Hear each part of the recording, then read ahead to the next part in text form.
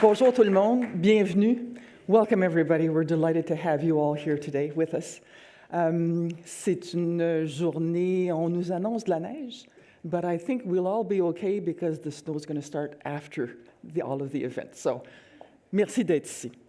Bienvenue au dévoilement de Envisage, projet sur lequel on travaille depuis un bon moment déjà, mais qui est une initiative qui nous tient à cœur et qui a une portée importante pour nous, que ce soit du point de vue du cœur, mais aussi surtout du point de vue du terrain, pour apporter des innovations à l'ensemble de nos aînés au Canada.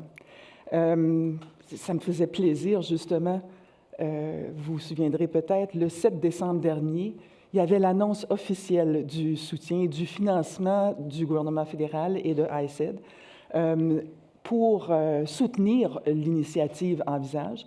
Alors, ça a eu lieu à Québec, au Fisc, et c'est M. Duclos qui représentait le ministère parce qu'il était de passage à Québec. Puis comme vous voyez, je ne voulais pas le laisser partir. J'étais tellement contente que ce soit fait que je le retenais. Mais on est très heureux. On remercie justement le ministère pour l'ensemble de son soutien.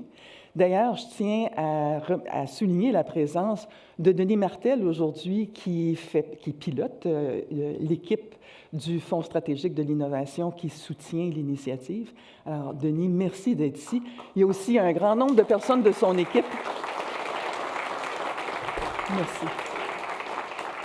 Et aussi l'équipe de Rodrigo Arancibia du côté sectoriel du ministère. Alors, merci pour leur présence.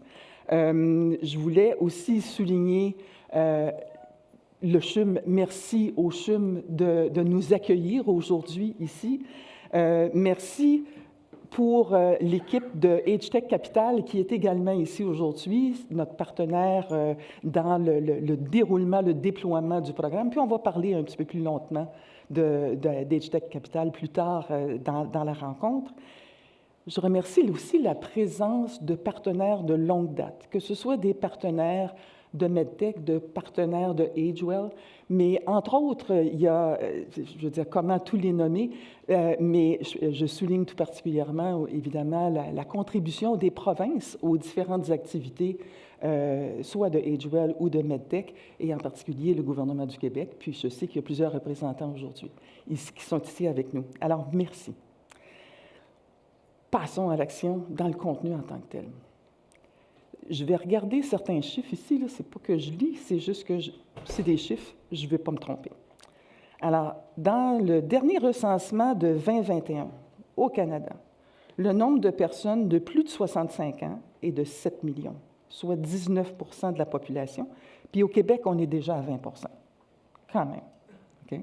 Selon les projections de l'Institut de la statistique du Québec, le quart des Québécois seront âgés de 65 ans ou plus en 2031 et le tiers en 2061. Puis en 2050, c'est 20 % de la population mondiale qui va avoir plus de 60 ans. C'est notre réalité aujourd'hui. On a travaillé tellement fort pour augmenter l'espérance de vie. Bien, nous voilà, OK? On est ici, on veut continuer de vivre, on veut avoir une bonne qualité de vie, on veut être autonome, on veut être indépendant. C'est la réalité et les chiffres parlent. Alors, c'est là où nous sommes. Alors, qu'est-ce qui nous a amené à mobiliser tout le monde? C'est justement de voir à ce qu'Envisage vise la transformation des services, permette des soins aux gens là où ils sont. C'est l'autonomie, c'est l'indépendance, c'est la qualité de vie, c'est la prévention, c'est le retour à la santé. Réautonomisation, c'est le mot de l'INES pour redire ça. Alors, comment vivre avec qualité le plus longtemps possible, là où on choisit de vivre, si possible. Alors, Envisage, c'est quoi? C'est vieillir chez soi, évidemment, demeurer actif et en forme dans la communauté, valoriser son réseau de contacts et combattre l'isolement. On est des humains, par définition, on vit ensemble dans nos groupes resserrés, mais aussi dans nos groupes élargis. C'est de développer des bonnes habitudes de vie pour justement être en meilleure santé et pouvoir demeurer actif le plus longtemps possible, adapter son quotidien pour demeurer autonome, soutenir nos réseaux pour offrir de plus en plus de soins à la maison. Le net, là, finalement, c'est non seulement ajouter des années à la vie, mais surtout de la vie aux années. Et ça, on est dédié à ça, on se concentre là-dessus. Et vous comprenez ça parce qu'un très grand nombre d'entre vous, sinon la totalité, c'est ce que vous faites au quotidien dans les innovations que vous êtes à poursuivre. Alors, comment réaliser ça dans un monde en pénurie de travailleurs de la santé et de main-d'œuvre dans un sens large? Bien là, la COVID, ça a été difficile pour tout le monde, mais je pense que la COVID aussi a eu évidemment son côté difficile, mais la COVID nous a aidés à identifier des pistes de solutions, puis nous a démontré aussi le potentiel de certaines solutions. Et les solutions, c'est le résultat de l'innovation. Alors, 2 grands objectifs complémentaires pour l'initiative Envisage sur les 5 prochaines années. Accélérer le développement de 100 PME canadiennes innovantes et leur permettre de vraiment s'intégrer sur les marchés domestiques et sur les marchés internationaux, mais aussi d'apporter la transformation qui est requise sur le terrain avec les utilisateurs. Alors, on sait que les technologies, on a entendu des exemples de toutes sortes de technologies qui ont pu aider déjà. Imaginez-vous le nombre de celles à venir, mais qui vont être vraiment adaptées aux différents usagers. Est-ce que c'est la personne elle-même? Est-ce que c'est ses proches aidants? Est-ce que c'est les gens qui font la prestation de soins? Est-ce que c'est à l'intérieur du réseau de la santé? Est-ce que c'est à l'extérieur du réseau de la santé? C'est ça que l'on vise. Démontrer l'impact des innovations, puis s'assurer que l'impact est massif, concret, réel.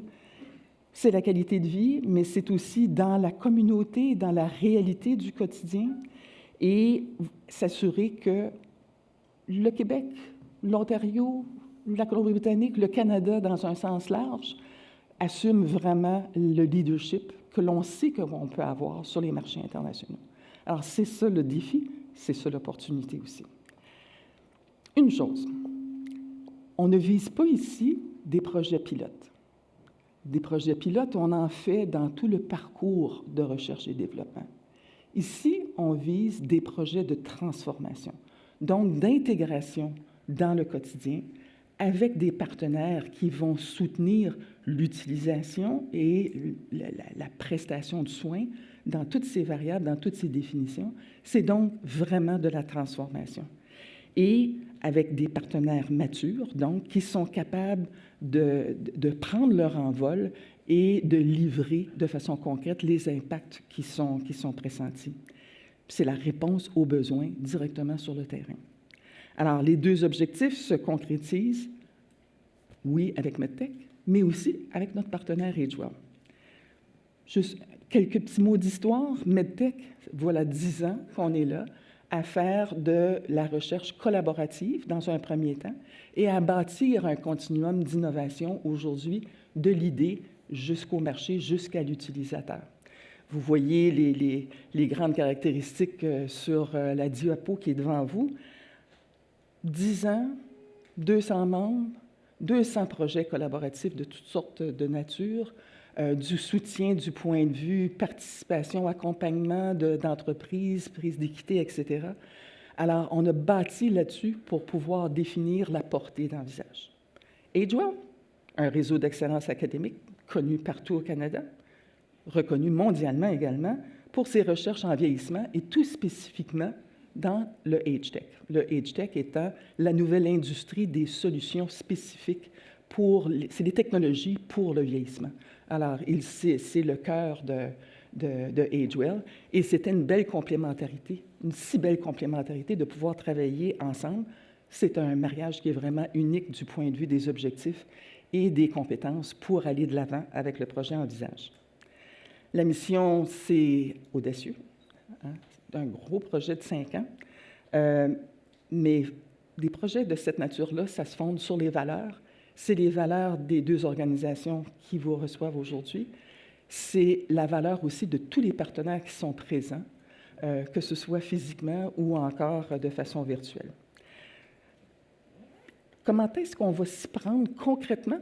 Alors, c'est la sélection sur les 5 ans par appel de projet d'une centaine d'entreprises à travers le Canada, dont les produits sont donc prêts à être implantés dans la réalité et le quotidien et la prestation de soins pour répondre aux besoins spécifiques d'un utilisateur final qu'on va appeler des laboratoires communautaires qui vont accueillir, intégrer, utiliser et continuer la collaboration avec les gens. C'est de finaliser un réseau de 10 beachheads, qui sont des centres d'excellence académique et clinique sur le vieillissement, et des centres d'innovation spécialisés de portée internationale, dont un centre en particulier à Montréal, en IA, en intelligence artificielle, focusant sur les besoins et les solutions pour les populations vieillissantes sous le leadership du CHUM et du KISS. Nous soutiendrons les PME sélectionnées jusqu'aux marchés internationaux.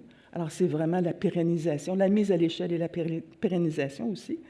Et c'est de bâtir des entreprises qui sont fortes, qui sont bien capitalisées et qui sont prêtes à relever les défis de leur parcours, des prochaines étapes de leur parcours. Alors, c'est pour cela, justement, qu'on participe comme partenaire au fonds HTech Capital, qui pourrait devenir un fonds de 250 millions et qui est piloté par Alan McIntosh, par Pascal Audette et par Lynn Andry. Et Pascal et Lynn sont ici avec nous aujourd'hui. Alors, on va faire aussi appel à nos aînés pour leur offrir des solutions qui sont vraiment dédiées à eux et qui vont leur permettre de vivre la qualité de vie pour les prochaines années. On va donc collaborer à 100 projets sur 5 ans à travers le Canada. L'ambition, c'est de soutenir le leadership des entreprises au sein du marché qui devient vraiment mondial du HTech et l'excellence de nos institutions et de nos partenaires pour offrir des services de soins partout. L'ambition, c'est vraiment de marier le monde de l'innovation technologique avec celui de l'innovation sociale. C'est ambitieux. Et c'est pour ça qu'on va faire ça ensemble, puis qu'on a hâte on est content de dévoiler aujourd'hui parce que là, maintenant, on passe à l'action. Alors maintenant, je vais laisser la parole à d'autres. Mais juste en guise d'intro, AARP defines the term longevity. And once again, I'm going to read because there are numbers here and I want to make sure it's the right numbers. So AARP defines the term longevity economy as the sum of all economic activity serving the needs of older adults. Americans over 50 spend $7.6 trillion on goods and services in 2018, and this is projected to grow to $27 trillion by 2050. By 2030, there's an expected spend of about $200 billion on tech products by the consumer and by all other buyers. So to position this market and its challenges, I'm proud to introduce my friend, Alex, who is our strategic partner within the framework of Envisage. Alex, all to you. Thank you.